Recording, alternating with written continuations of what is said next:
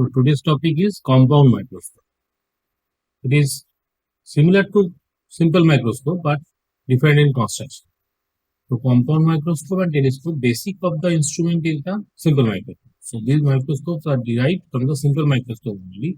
So the idea behind this microscope or the optical instrument is that, as I have already told, that size of the image on the retina is roughly proportional to the visual angle.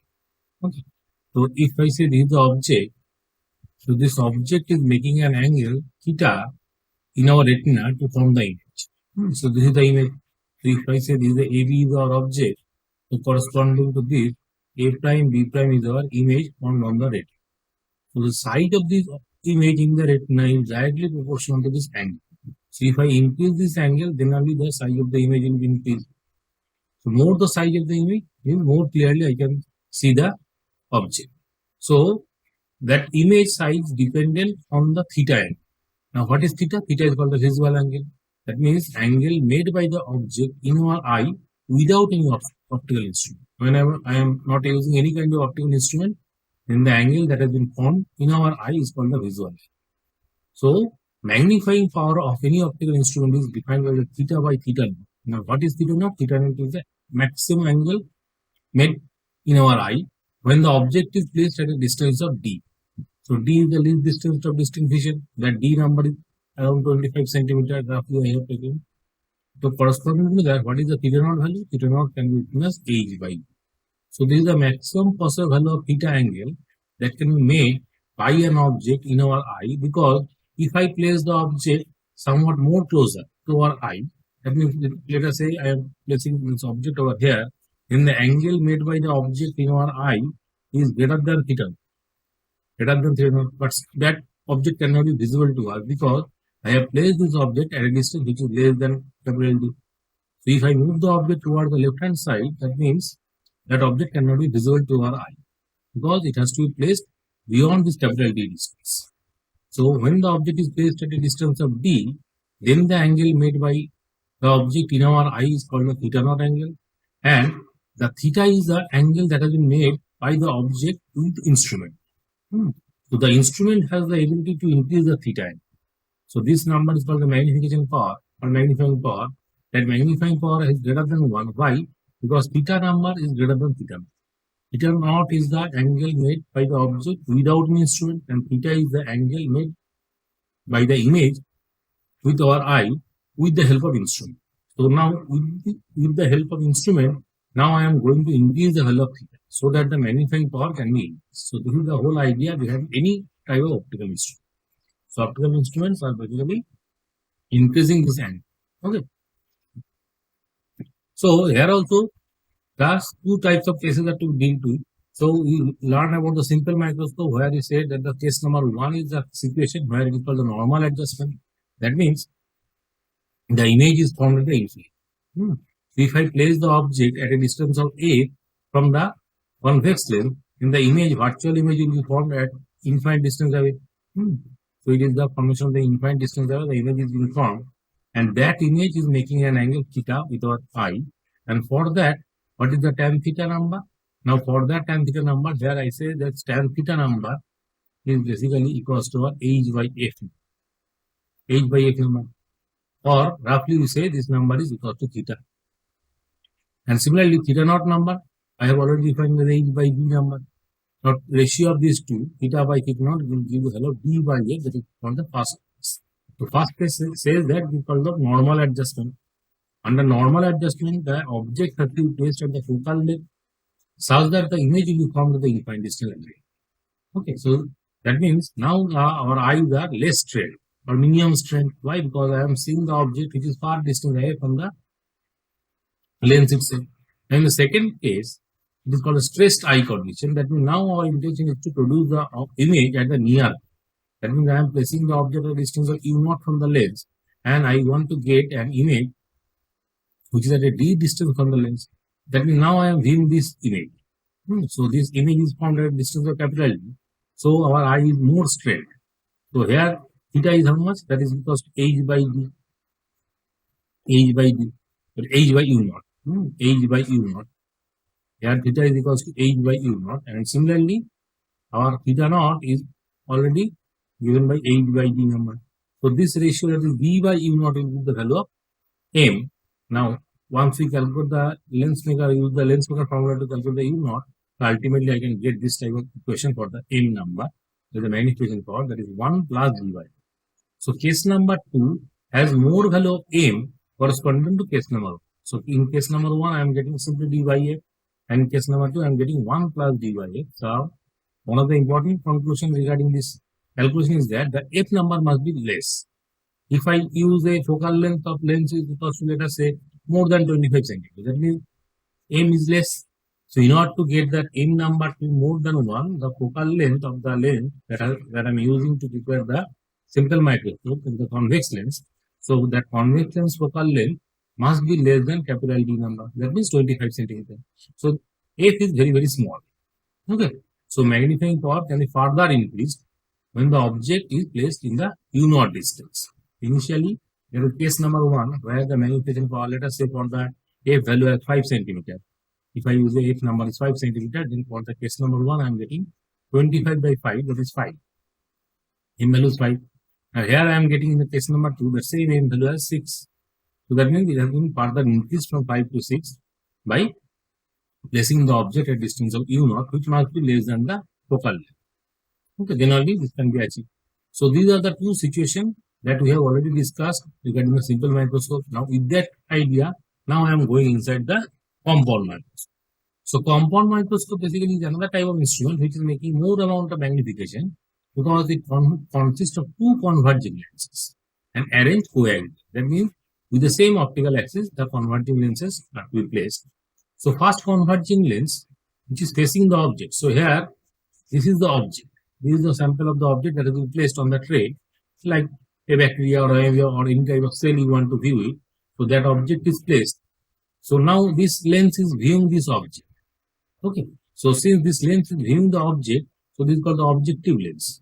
So lens which is closer to the object, so this is our object part, is called the objective lens. And there is another lens. There is another lens fitted over here, which is on this particular side. I am viewing with my eye. So eye is facing this particular lens. So that's why this is called the eyepiece lens.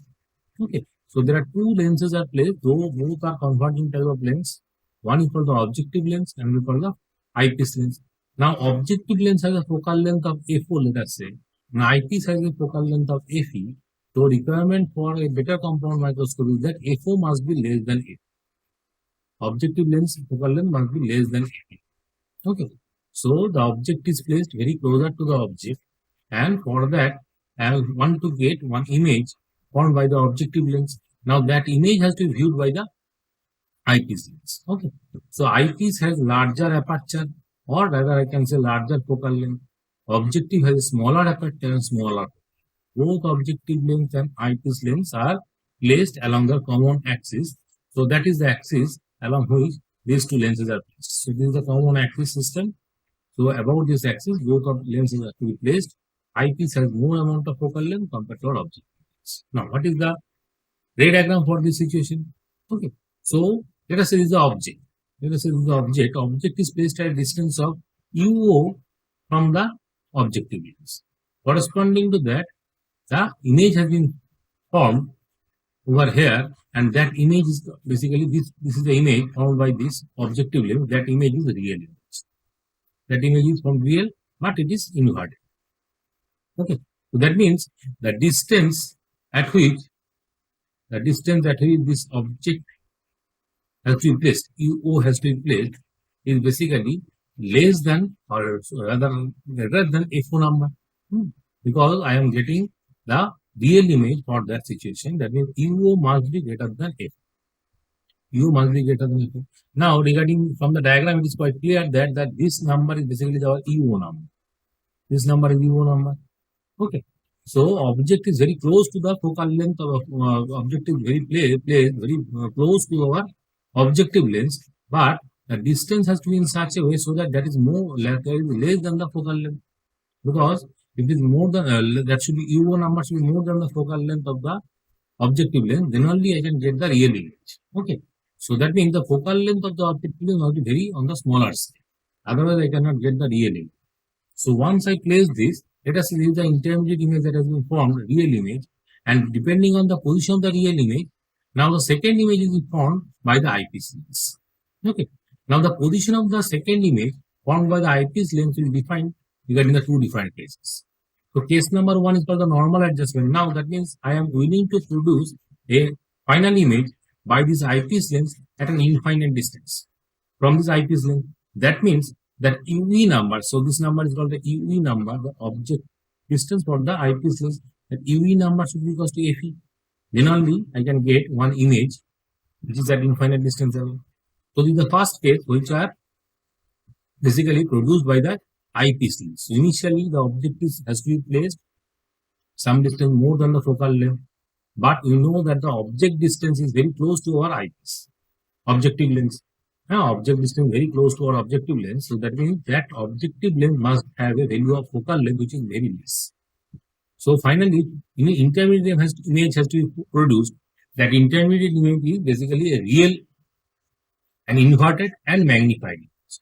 Okay, these are the properties of the intermediate image that has been formed by the objective lens, which is at a distance of VO. Okay, so once you know this VO value, corresponding to this, the second image has to be produced by the eyepiece lens. Now regarding the production of second image, there are two situations. Either I can produce the second image from the eyepiece lens at infinite distance from the eyepiece, that will be the case 1. And if I produce the second image at a distance of capital D, then it becomes the case number 2. Okay. So in this situation, if I deal with the case number 1, then what I have to say that now in this first case, so let us say the angle. The angle made by the final image is how much? Theta prime. Okay. So that theta prime is the image produced, final magnification angle produced by the image. So what is the theta prime angle? Theta prime is basically equals to our H prime by UV number. Now for the case number 1, UV should be how much? UV should be equals to our FE number. If I place UV equals to FE, then only the image will be produced at infinite distance away. Okay. Now regarding the magnification of the first objective lens, I can calculate the value of H prime. So regarding the magnification is what? Magnification is equals to objective lens for the FE part. So UV must be equal to FE for the case number 1. So what is H prime? H prime is the final height of the image produced by the objective lens. So if I say magnification of the objective lens is written by M, so that should be equals to H prime, height of the image by H. Okay. So H prime by H is the magnification produced by the objective. So these are the two concepts or formula we have to use to calculate the magnification produced by this compound. Okay. And regarding the case number 2, so case number 2 says that you have to place the final image in particular distance. So that distance should be equals to capital D from this eyepiece lens. Okay, that means it is the near point vision, or we can say that means in that situation this is the distance UE. So what is the UE value that you have to determine? So initially what we know that theta prime angle depends on UV number. Theta prime angle is basically H prime by UV. Okay. So H prime by UV is the theta prime. And what is theta naught? Theta naught is equals to H by D number. That is already defined. Now what is the magnification? Theta prime by theta. Theta prime by theta naught. So magnification is basically equals to theta prime by theta naught. Now what is theta prime? Theta prime is H prime divided by UE number, and theta naught is H by D number. So I am getting H prime by H, one parameter, into D by UE. Okay. Now H prime by H is nothing but the magnification for the objective lens. H prime by H is nothing but the magnification for the objective lens. That is already I have got way from the lens maker formula, that is M. M for the objective lens. And now the second part, that is D by U.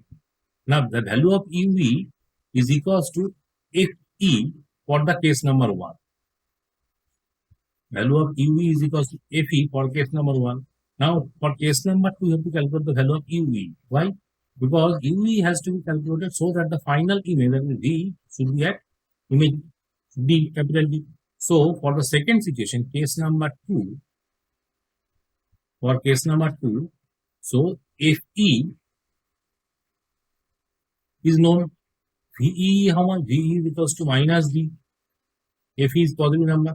So from the length formula, what I can write that 1 by V minus 1 by E equals to 1 by F.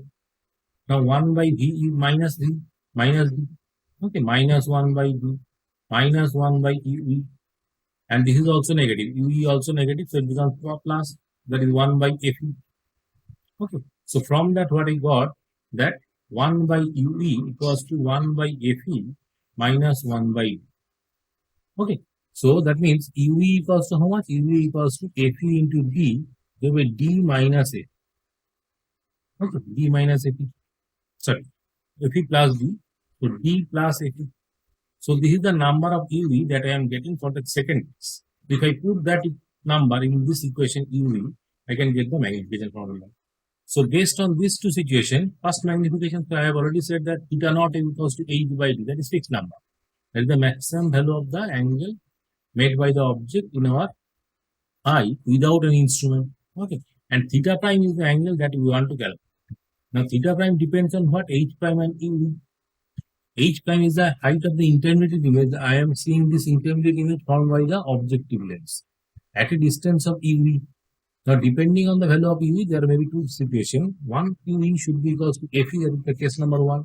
Another UV is the UV for the case number 2, such that the image is produced at the minimum distance at the D number, near point. So, corresponding to that, I want to get the two values of UV. One value, case number 1, UV is equals to our FE number. And another value of UV equals to FE into D, hereby D plus FE. So these are the case number 1, this is the case number 2. Now, once I know the value of UV for case number 1 and case number 2 separately, now I can calculate the magnification. So what is the magnification? Magnification is theta prime by theta naught, and that is equals to H prime by H into UV,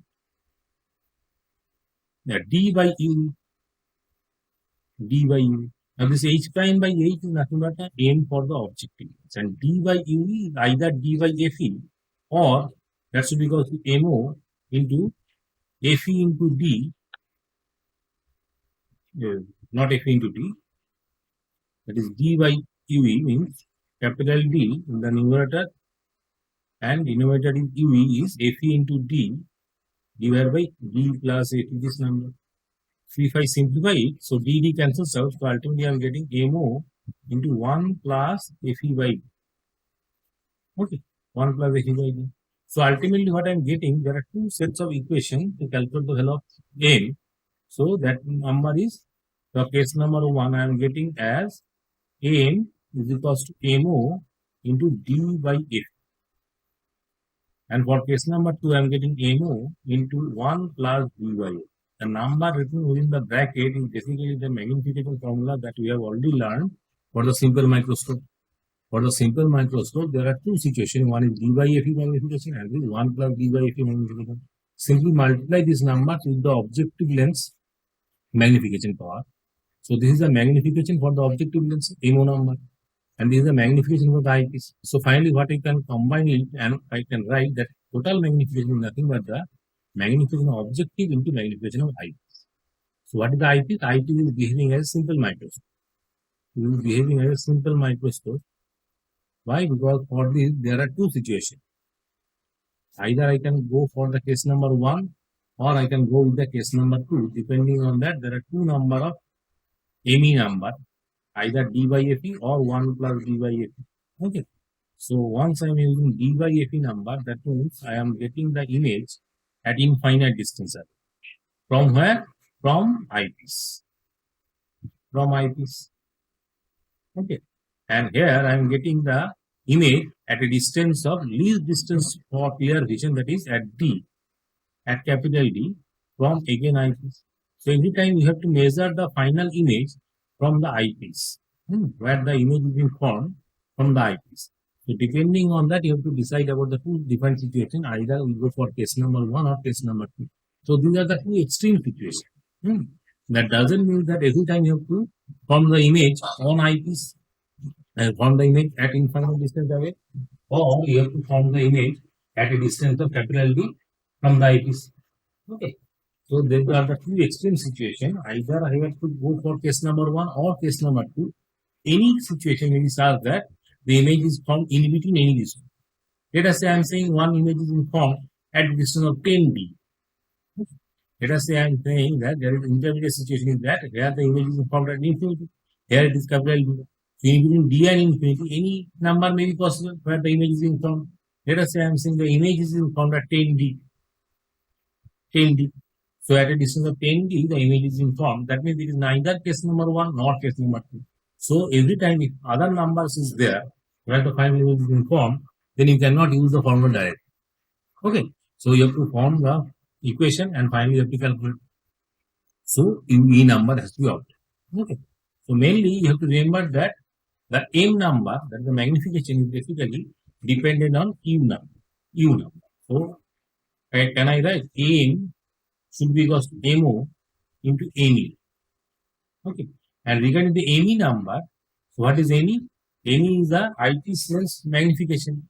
And for ME, you should use the situation it is equals to capital D by UV now. Capital D by U.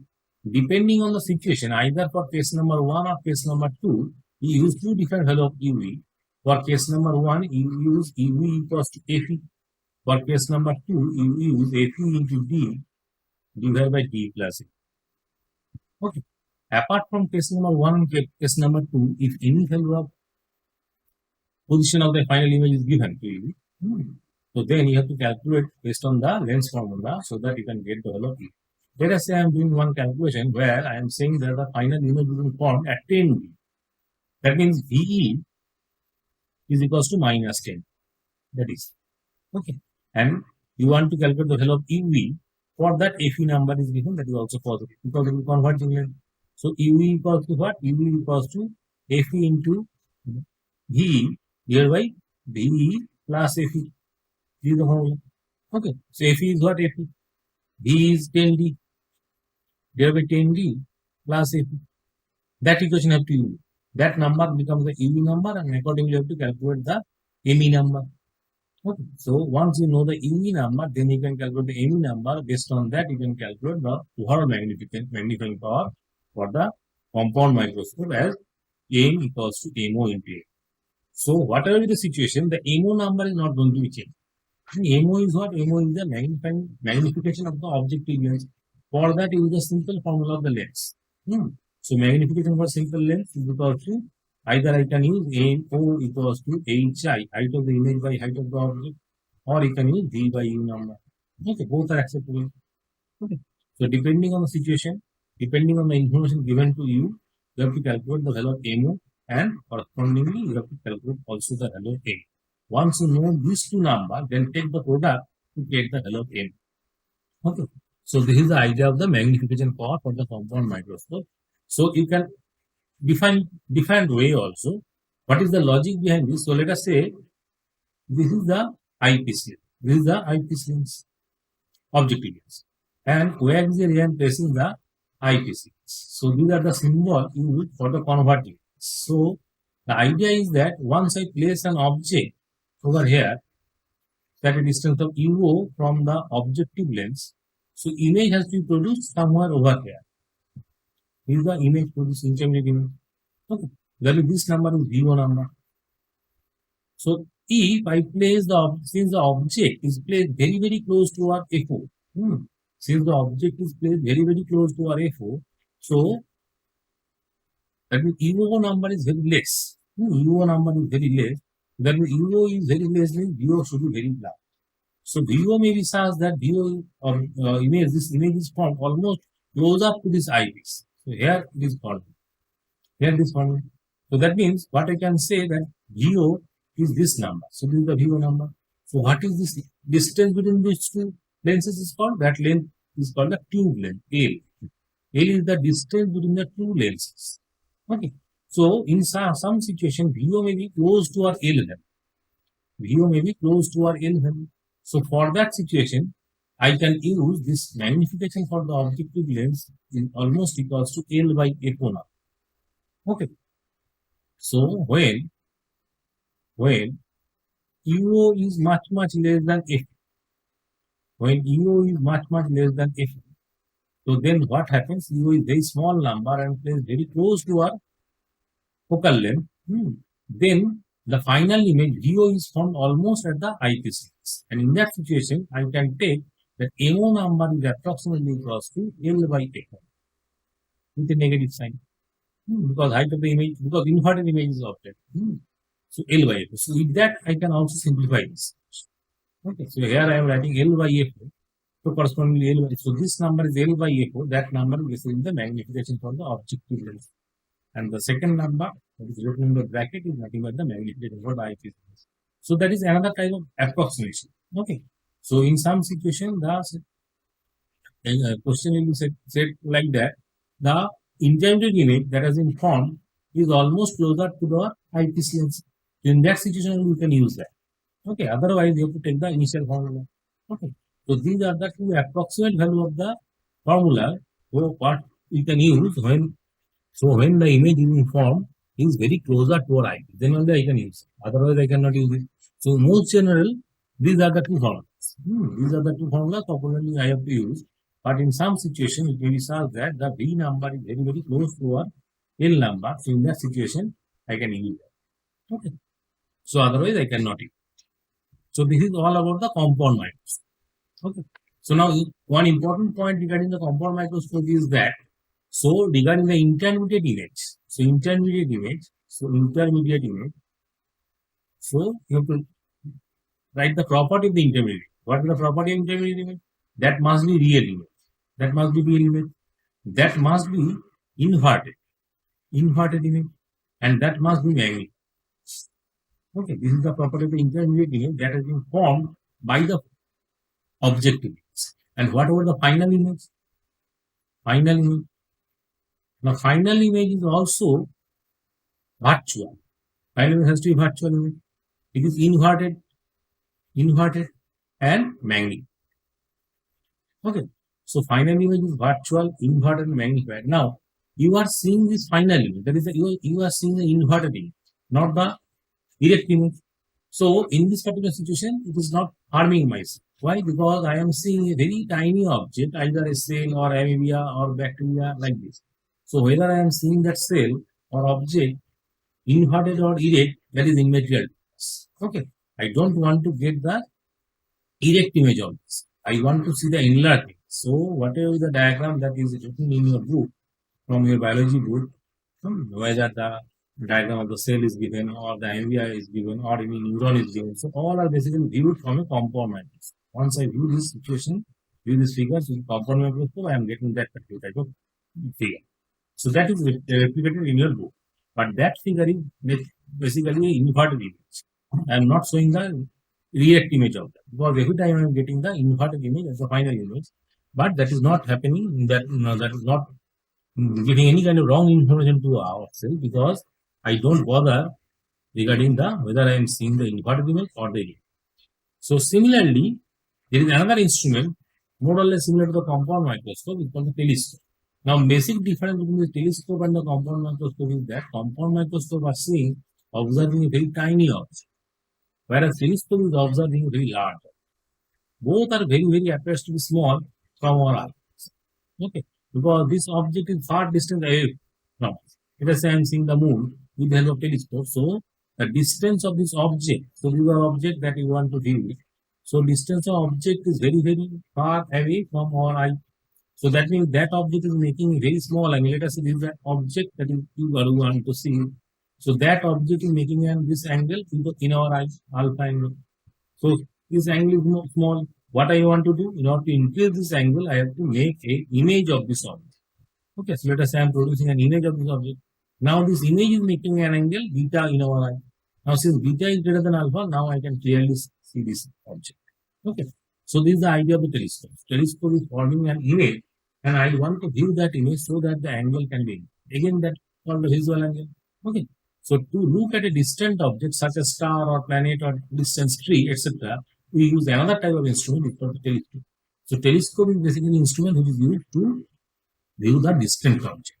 And microscope is an instrument which is used to view the closer object, very close to our eye, but still I am not able to view. Why? Because the size is very, very small. Then that is I have to magnify. So either I can do the magnification with the help of simple microscope, or I can do the magnification with the help of compound. But in some situations, simple microscope will not, because simple microscope has the capability of producing magnification, but that magnification power is less. Magnification power of the simple microscope is less. Why? Because in that situation, only one single lens is in. But when we go for the compound microscope, then the magnification is further enhanced. And since it has enhanced, now I can say that better magnification is obtained and I can see more tiny objects to that. Okay. So there are set up different lenses are attachment at there. With that I can change the magnification also, but that is a different part. Now I want to view a distant object. So for that, this is the one lens that has to face the object. So this is called the objective lens. Now the situation is reversed. So objective lens is facing this object. So that objective lens has a very large diameter or large aperture. And this is the eyepiece lens. This is the eyepiece lens. Okay, this is the eyepiece lens. Because our eye has to face over here. So here the situation is reversed because objective lens is facing a large object. So objective lens, focal length should be very large compared to the eyepiece lens. Okay, this is the just reverse of the compound microscope. In compound microscope, I am using the objective lens which is facing the object should have the low value of focal length. And eyepiece should have a larger value of focal. But here the situation is reversed. Here I have to use a very large value of focal length of the object lens.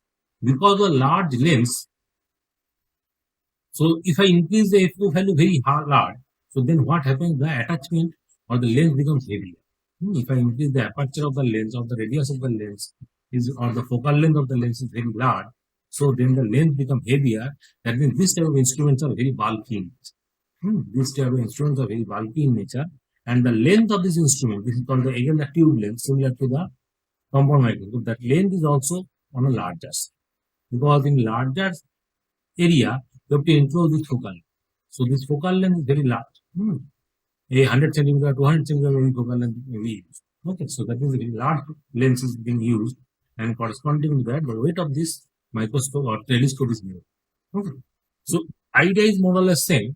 So the facing the object is called the objective lens. One facing the distant object is called the objective lens. It has a larger aperture and larger focal. That means FO is very, very large. FO is on the higher side.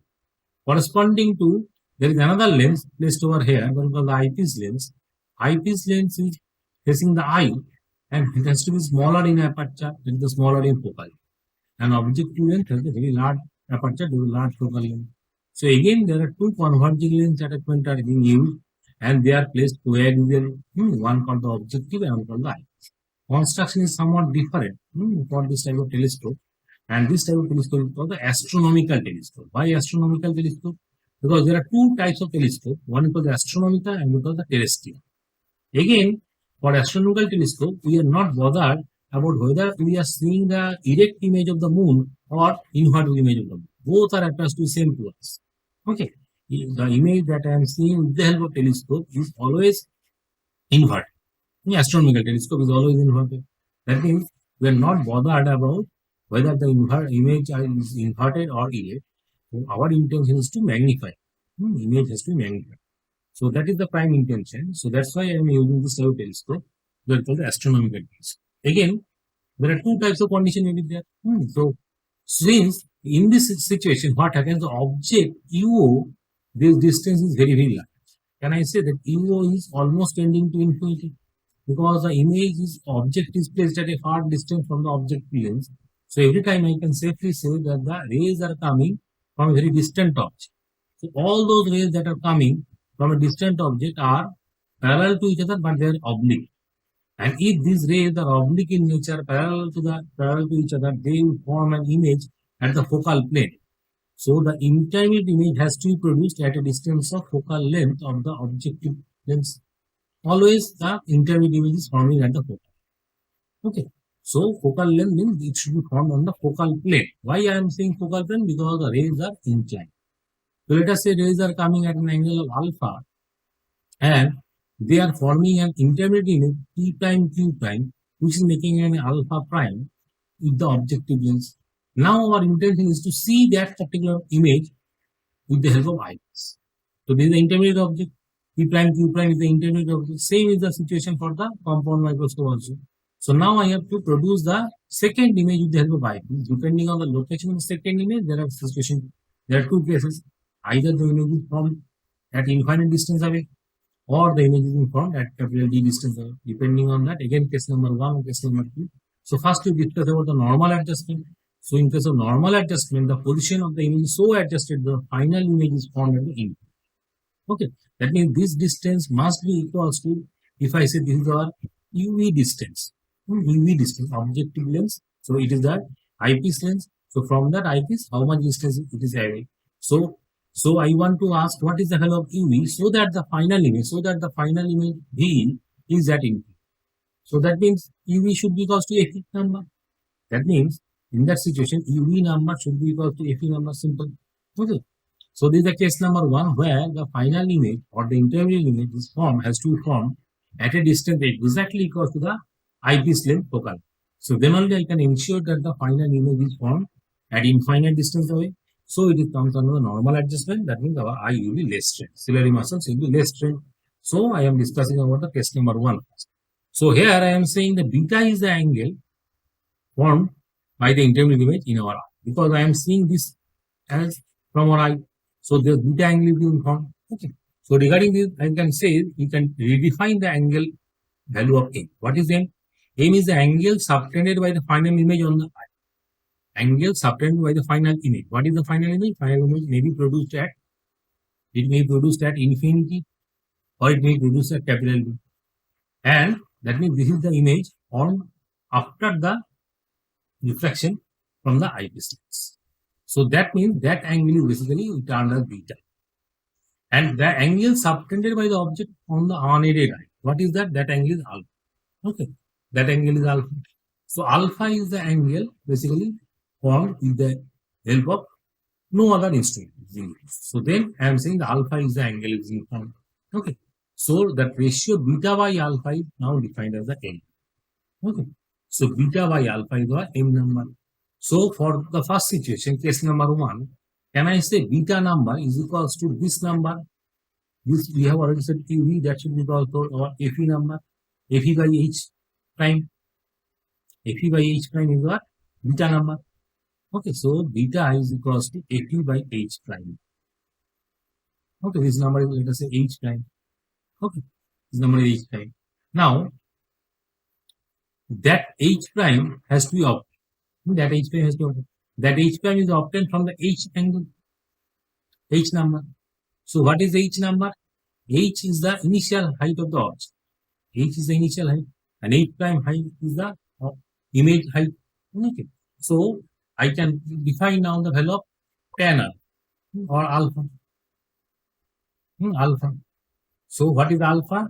Alpha is basically the angle made by the object without any instrument. Without any instrument. So that alpha number should be depend on this. Because if I say this angle is alpha, this angle is also alpha, because the ray which is passing through the optical center is undefeated. So alpha is equals to alpha prime. Okay, alpha is equals to alpha prime. So alpha is what? Alpha is again H prime by FO now. Why? Because I know that when the object is at infinite distance away, so this infinite distance away object, it is formed the image at the distance of FO. So we know the beta number, we know the alpha number. So take the ratio of beta by alpha, that will be the M number. So M equals to beta by alpha. So that should be equals to FE by H prime and FO by H prime. So ultimately H prime will cancel out. So I am left with FE by A. So that is the answer for the case number. Okay. So beta is equals to what? Beta is equals to H prime by A. No, beta is equals to H prime by A. Alpha equals to, correct. Beta equals to H prime by FE. H prime by FE. So I am left with H prime by FE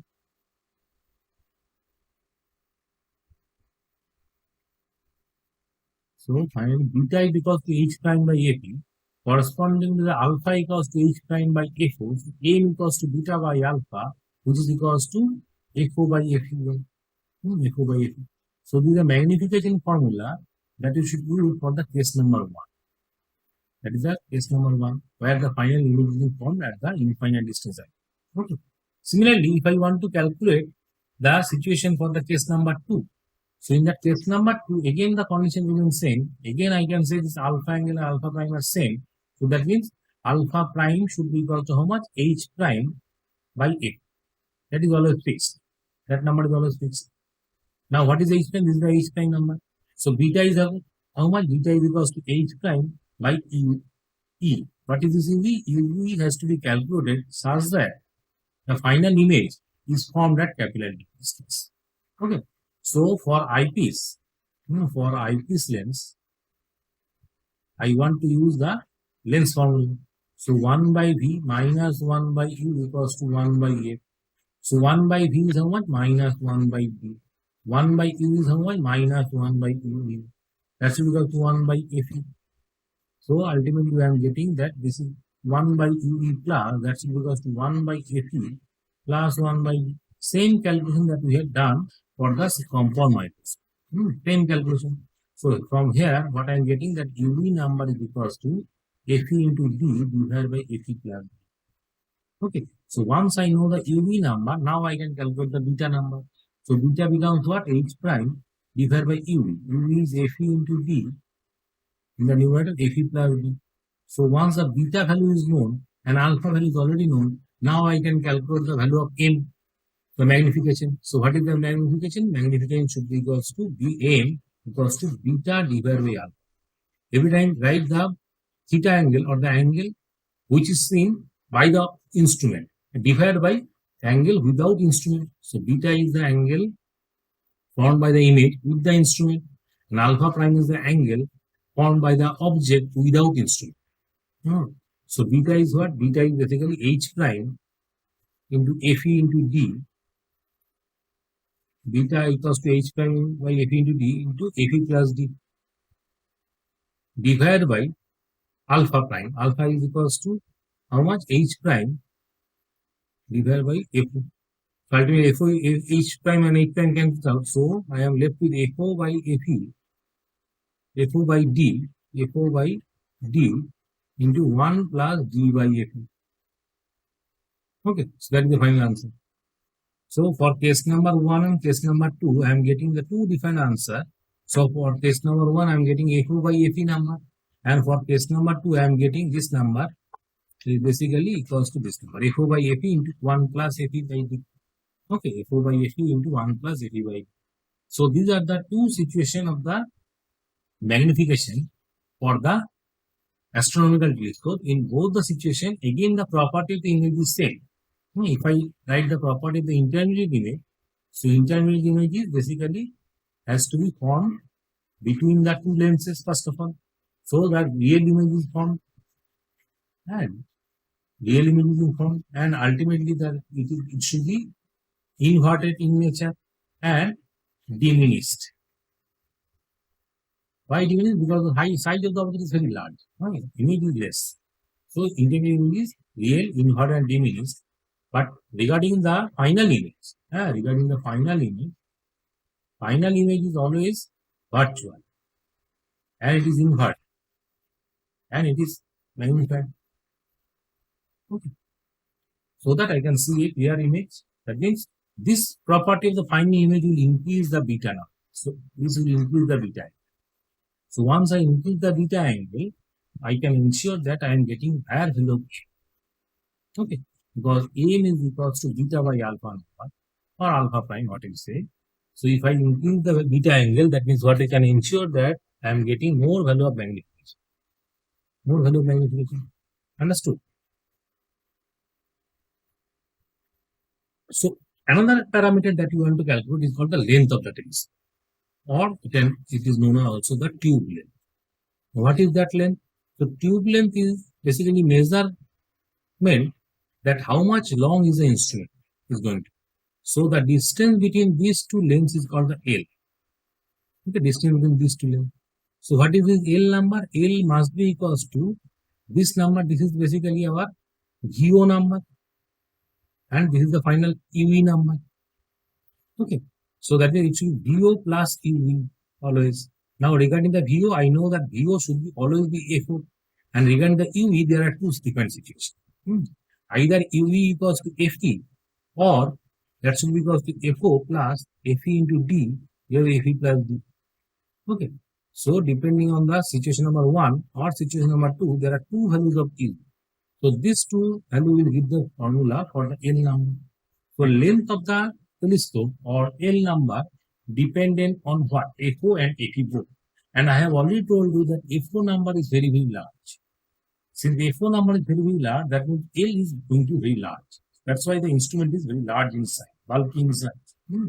And the weight of the instrument is also very high because I am using a very large value of focal length of the objective lens. That means it means the focal length of its higher side means FO is going to be on the larger side. That means the weight of the lens is more. That means it becomes very bulkier in nature. Okay. So that is the idea of the length of the telescope. Now come to the second type of variety of telescope where I am discussing about the terrestrial telescope. What is terrestrial telescope? Terrestrial telescope is the telescope regarding the astronomical telescope, the final image is inverted. But I want to get the erect image. Erect image. In some situation, I want to see the erect image. So in case of that situation, I should go for the terrestrial. Like a tree, you want to see a distant. If you see the inverted image of that tree, that will not give you a better idea. That means you want to get the erect image of the particular tree. So in order to get the erect image, I should go for the terrestrial telescope. Okay. So construction is similar. Construction is similar. Again, the FO should be on the higher side. FE should be on the lower side. Intermediate image is informed, and I am seeing this intermediate image. So that is the image. That is the image that I am going to see, final image. Now I said that this image is inverted. This image is inverted. Now we want to erect. So in order to erect that image, you have to use a third lens. Okay. So this is called the correcting lens. So what it does basically, it will produce the image of this object. So this is the intermediate image that has been formed by the objective lens. Now only thing is that you have to erect it. So once I am erecting it, I am now using eyepiece, I am seeing this image, not the P prime, Q prime. I am seeing the P double prime, Q double prime. So from this point to this point, only thing is the erect of the image takes place. Nothing has been changed. No role of magnification. Why? Because if I place this plane as 2f distance, this has to be produced on the 2f plane. Okay. So only thing is that it will correct the image. And correct the image means the intermediate image is inverted, and the second intermediate image formed by the correcting lens is erect. Now with the eyepiece, I am seeing this erect object. So this erect object, again, this is the same logic UV number. So again, there are two situations for the UV. Either UV equals to, for case number 1, it should be equal to capital FE number. Or in the second situation, it should be equals to FE into D, here by D plus FE. Nothing has been changed. Okay.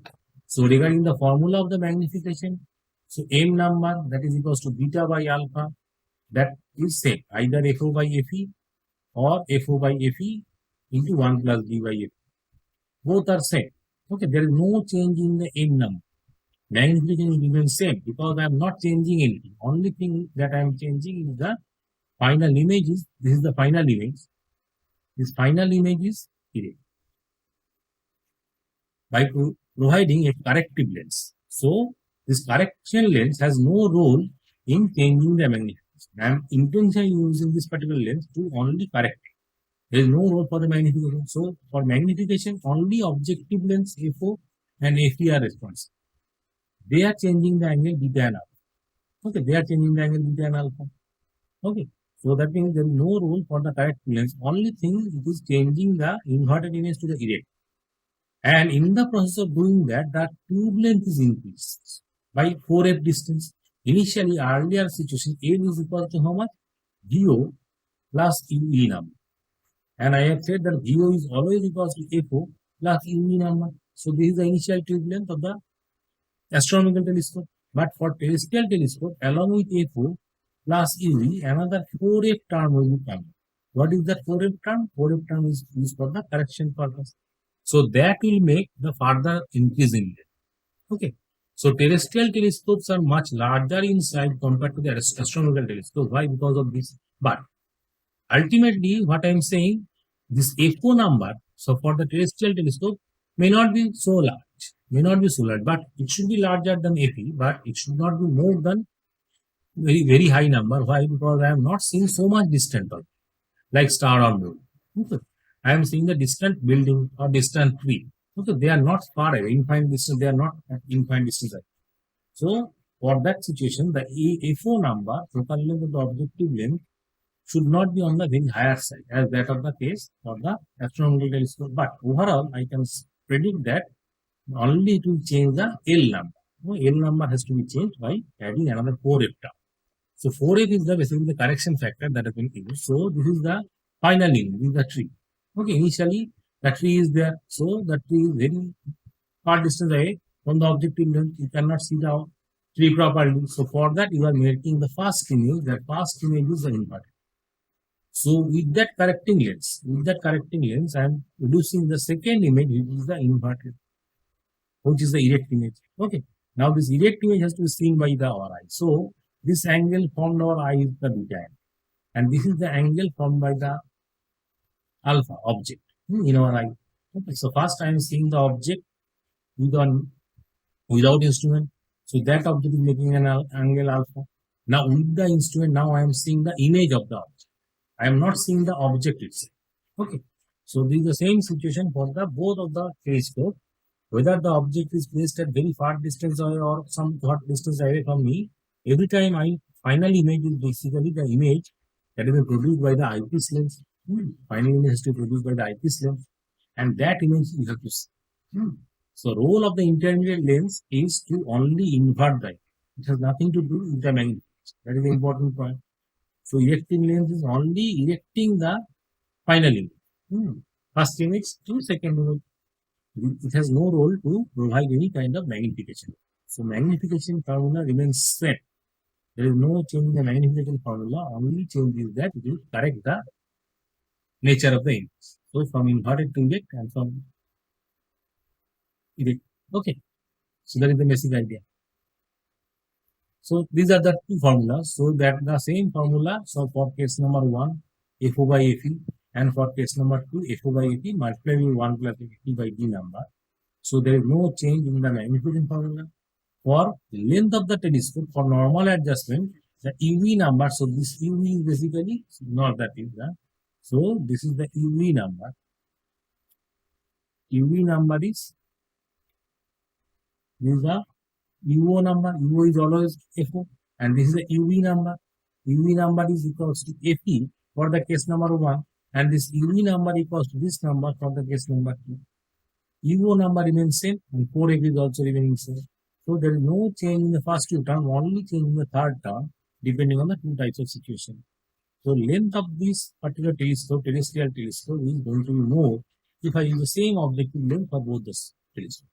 Either if I use the same FO number for terrestrial telescope as well as for the astronomical telescope, then the length of the telescope, which is terrestrial in nature, is to be more compared to the astronomical one. Okay.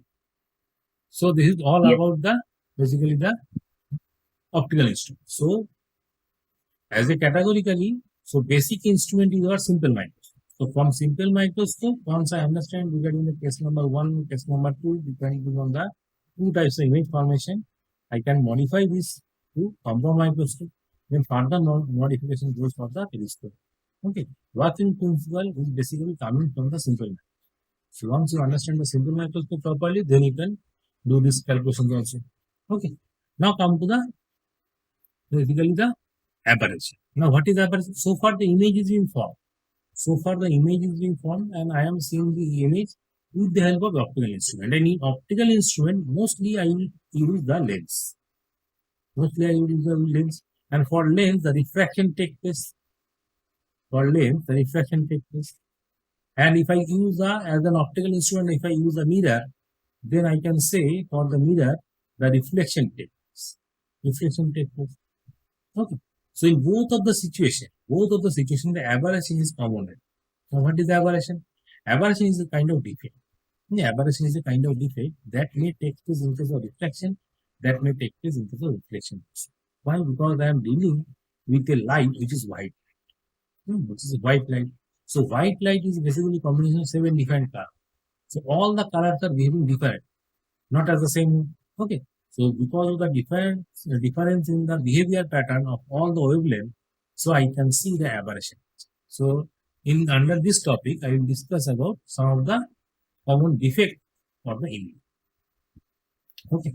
So start with that image form developed on the mirror and lens. So these are the two basic optical instruments that we are going to use, or rather I can say optical devices. Either I can go for the mirror or I can go for the lens. Suffers from various approximations.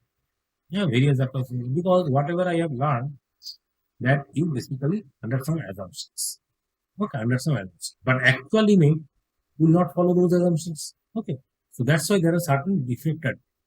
So mostly categorize this defect in two categories. Either I can say chromatic aberration or monochromatic aberration. What is chromatic aberration? Chromatic aberration is a word used for the more than one number of waves. Okay. So if more values of lambdas are there, more than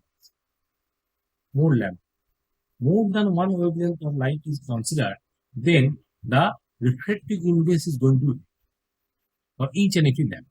Because refractive index mu is dependent on what? Mu naught plus a by lambda square plus b by lambda to the power 4 like this. Okay. So that means mu number is a variable quantity.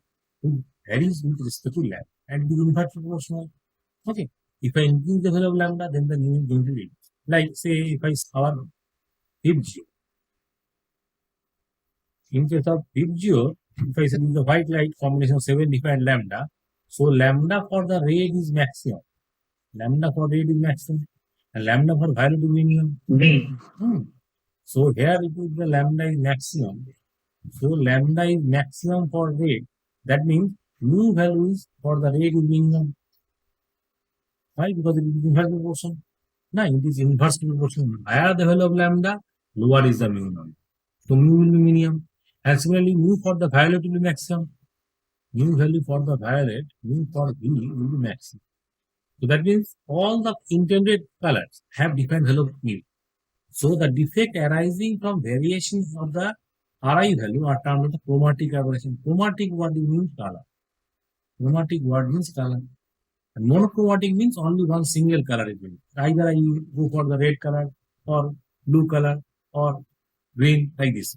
So then it becomes a monochromatic aberration. So aberration is basically a term used for the defect arises due to the difference in the mu. And why the difference comes? Because of different value of lambda.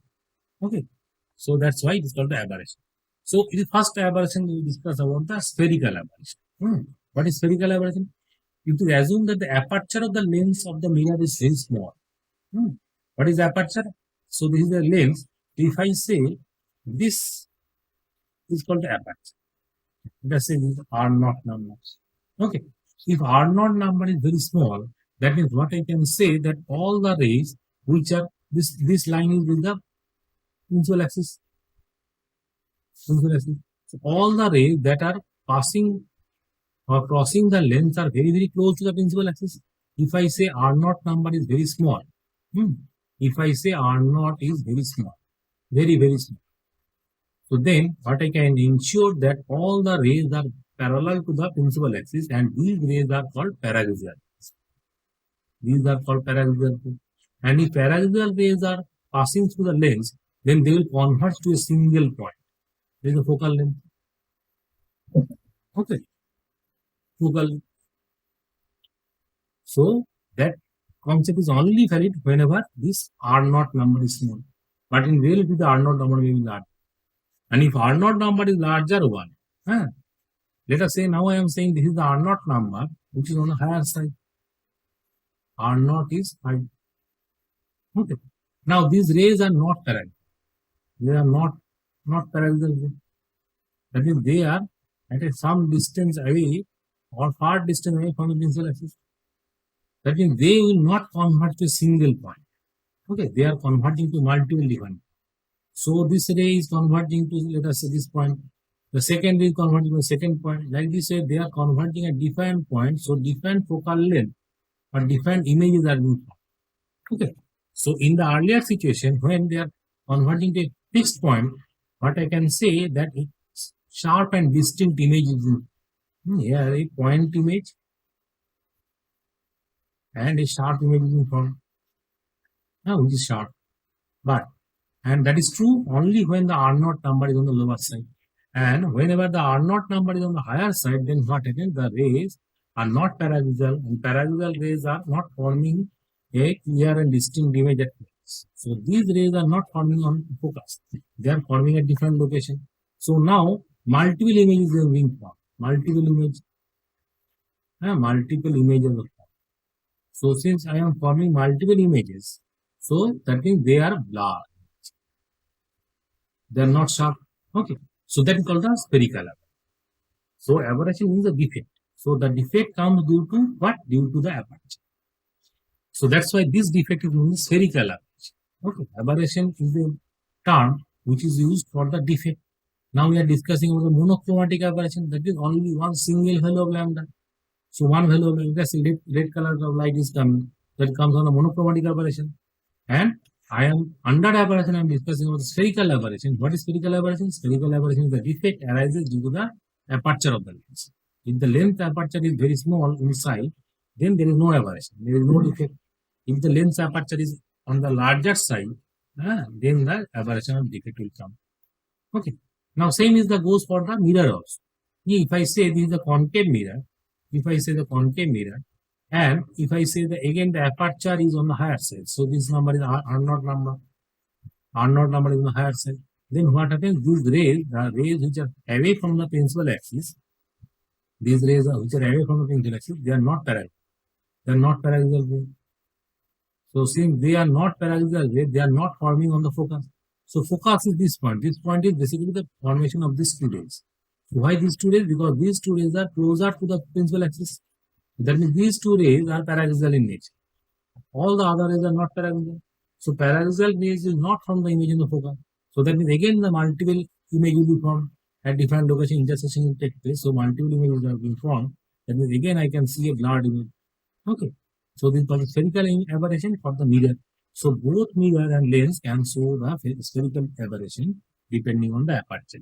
So in order to avoid this image, avoid this error, I have to go for a smaller value aperture. Okay. So a three-dimensional blurred image is involved. Why? Because the mirror is not a 2D figure. It is a 3D figure. Or a lens is also a 3D figure. So image is from a 3D image. So if the image of a point is blurred surface, the defect is called the spherical aberration. Intersection of this image with the plane of the figure is called the caustic. What is that? So if I place a plain paper on the surface, let us say this is a paper I have placed or the screen I have placed on this surface, you can see the formation of multiple images on the 3D surface because it is at different location the image will be formed on this particular plane. Okay. On this particular plane, different images are formed. Why? Because it is a 3D surface. It is not a 2D surface. Okay.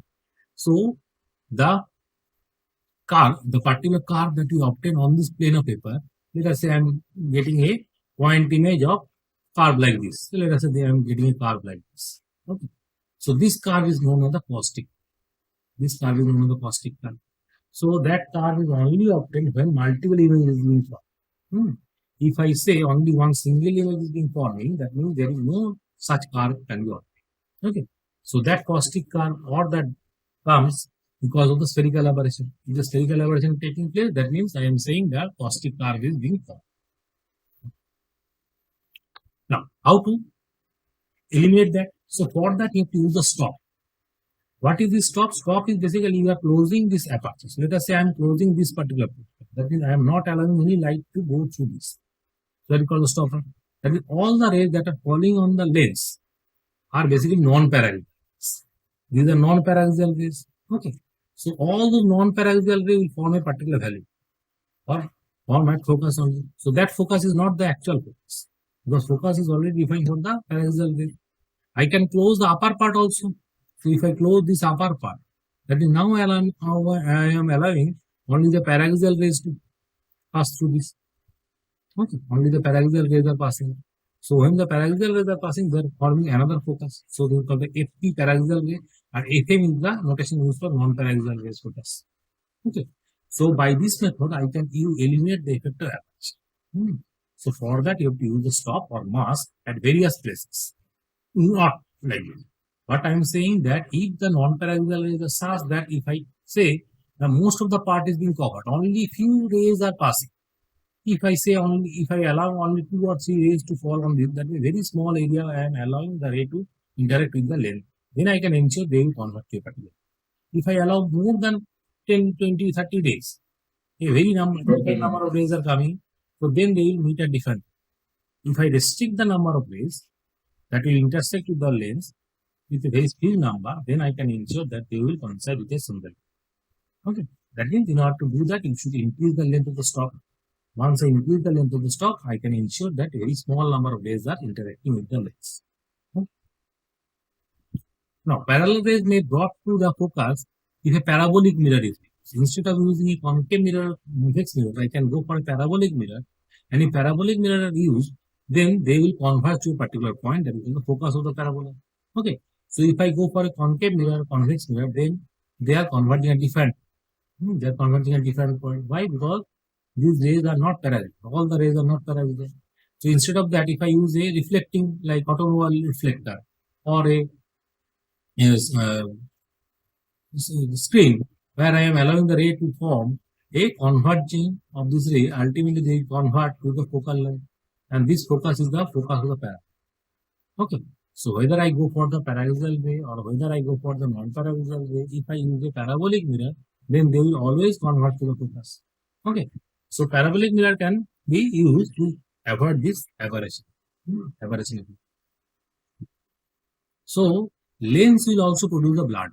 So far we discussed about the mirror. So lens can also produce the blood image because again they are meeting a different point. Why? Because the focal length is going to be changed for each and every ray. Because this ray are not parallel. Okay, so the formula of the lens can only be used for the parallel rays. So they are formally defined. So they meet at defined point from that given by the geometrical optical formula. So whatever the formula that I am getting is not applicable for non-paraxial. So for paraxial rays you can apply. So for non-paraxial ray, I can ensure that all the V number will be different and they are converging at different point. Okay. Now come to the concept of coma. So coma is another kind of defect which is basically arises due to monochromatic aberration. So now I am forming the image on the screen by allowing the ray which are oblique in nature. In the earlier situation, these type of rays are parallel to the pencil axis. These are not paraxial, but they are parallel to the pencil axis. Then the image will be formed on this pencil axis plane. Now, this image will be formed on the pencil axis of the plane. Now, if I place a particular paper on this surface, then I can ensure that different multiple points will be observed on the plane. Why? Because this is the 3D field. Okay, same logic goes for the inclined. Now I am supplying the inclined ray and they will form image on this focal plane. But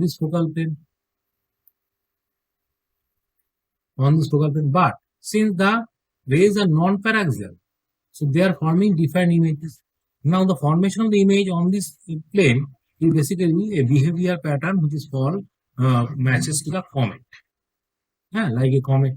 So that's why the name is cone. So I can see this type of image is formed on our screen. Okay.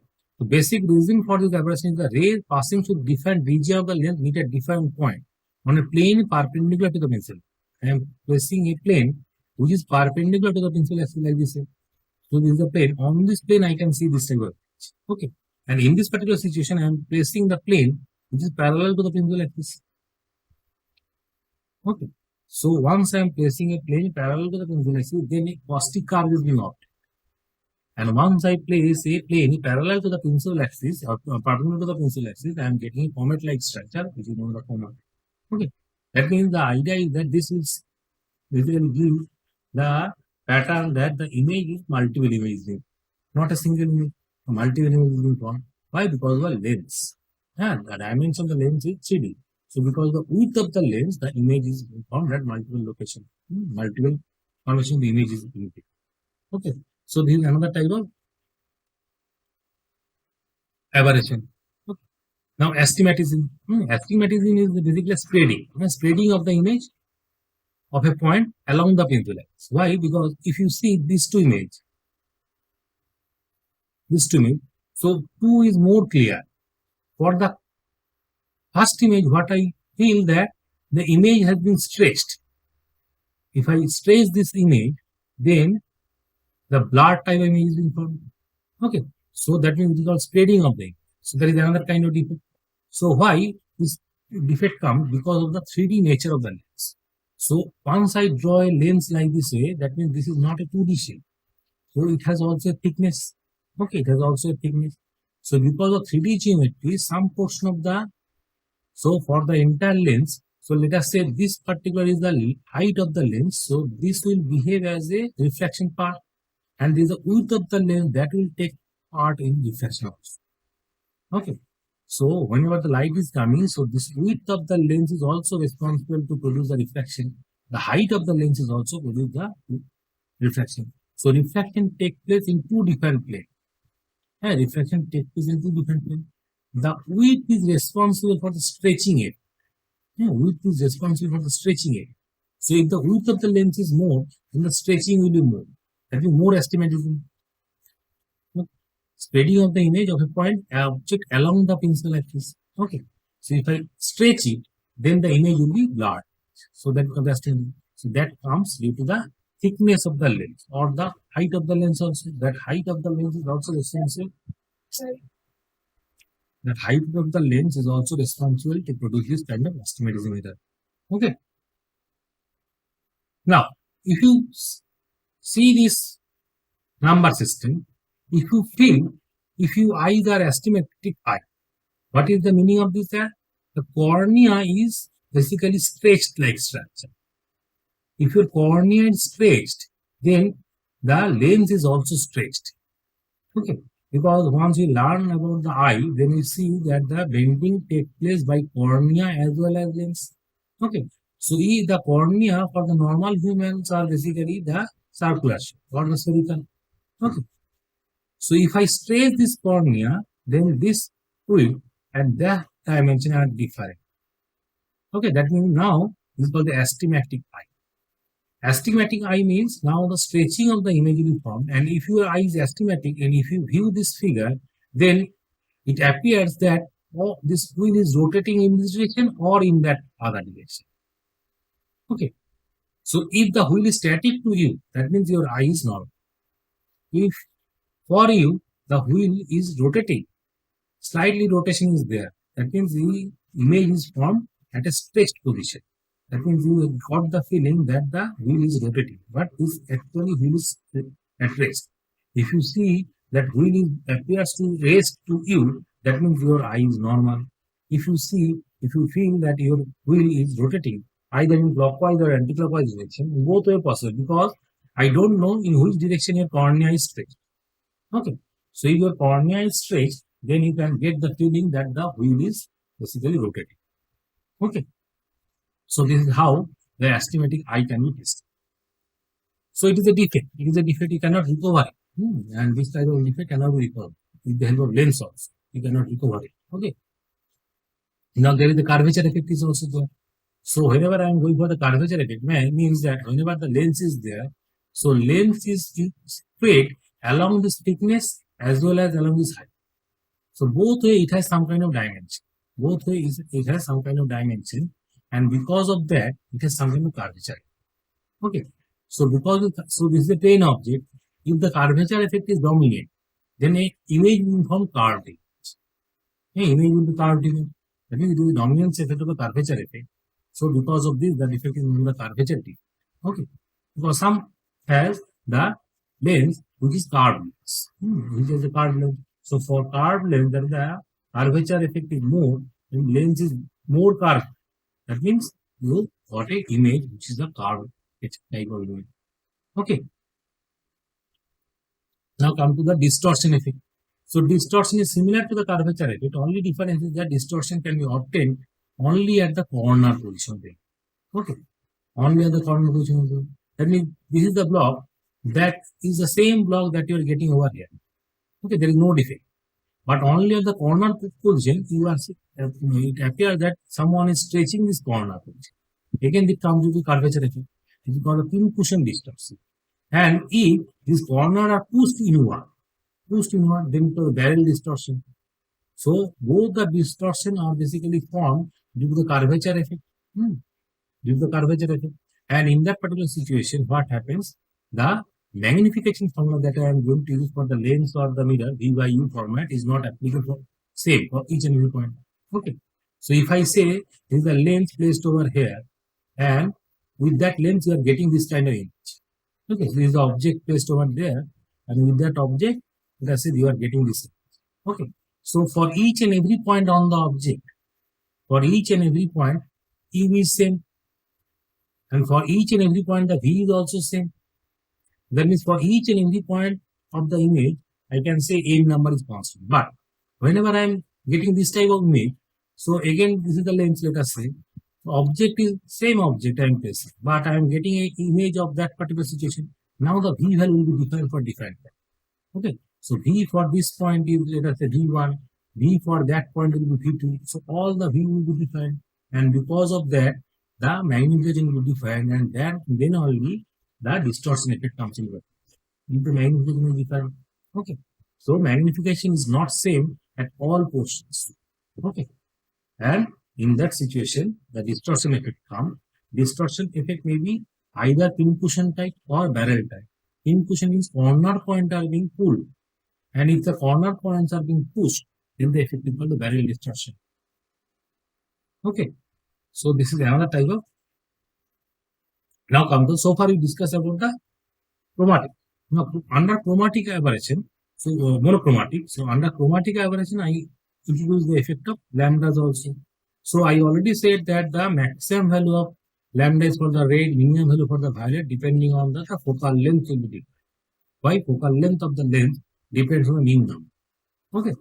Focal length of the lens depends on the mean number, and mu is different, but focal length will be different. And focal length for the red will be more. Focal length for violet will be less. Okay, focal length for violet will be less. Same is the logic for the concave lens also. For concave lens, focal length of the red will be over here, focal length of the violet will be there. So these two points are not coinciding with each other. That means if you see a colored object, so for colored object, the image will be from a different location. Image will be from a different location. So in that situation, what you say, a multiple image will be formed in between this FR and FB. Why? Because all the other 5 colors are there. So they will form the intermediate image. So ultimately a blurred type of image will be object, not a sharp image. So that is known as the chromatic aberration. So along the axis form, that's why we call the axial chromatic aberration, or it will form in the longitudinal direction, longitudinal chromatic aberration. Longitudinal chromatic aberration comes with the thickness of the lens. And axial chromatic aberration comes with the height of the lens. So this is kind of aberration. So you can clearly see that whenever the aberration takes place, you have to use the correcting lens. So this correcting lens, so one thing I can see from this diagram is that here FR and FB are both are positive. Here FR and FB both are negative number. So if I use the combination of both of these two lenses, I can eliminate the aberration. So that is why in case of lens, in order to avoid the aberration effect, you have to use both the convex and concave lens together.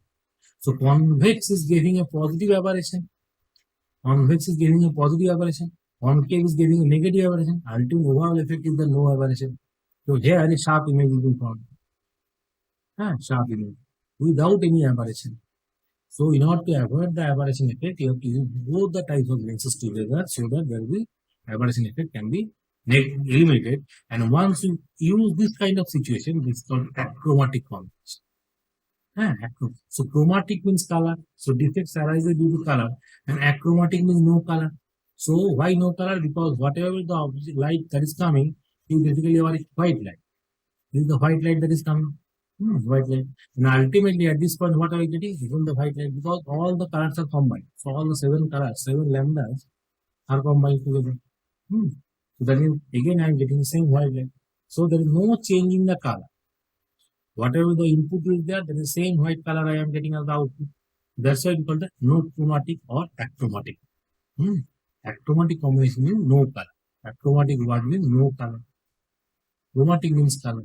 Okay. So now the defect has been eliminated, and that defect is eliminated due to the combination of two different lengths. So this combination is known as achromatic.